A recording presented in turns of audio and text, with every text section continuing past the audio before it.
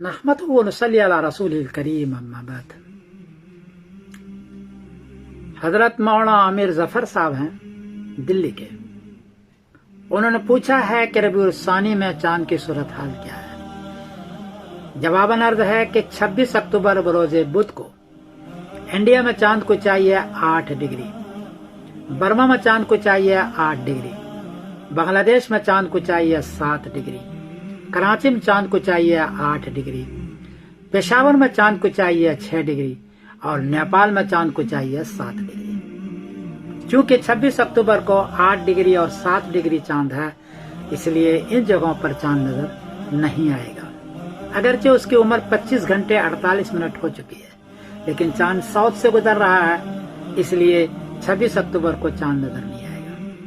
صرف کیرالا میں اس بات کا چانس ہے کیونکہ وہاں 10 ڈگری چاند ہے کہ ان کو نظر آ جائے، اس لیے 26 اکتوبر کو نظر نہیں آئے گا.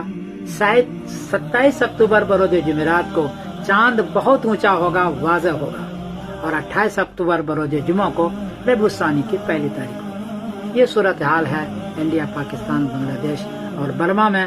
میں سمیر الدین قاسمی بول رہا ہوں مانچسٹر انگلینڈ سے. السلام علیکم ورحمۃ اللہ. اللهم صل على سيدنا محمد يا رب صل وسلم دائما أبدا على حبيبك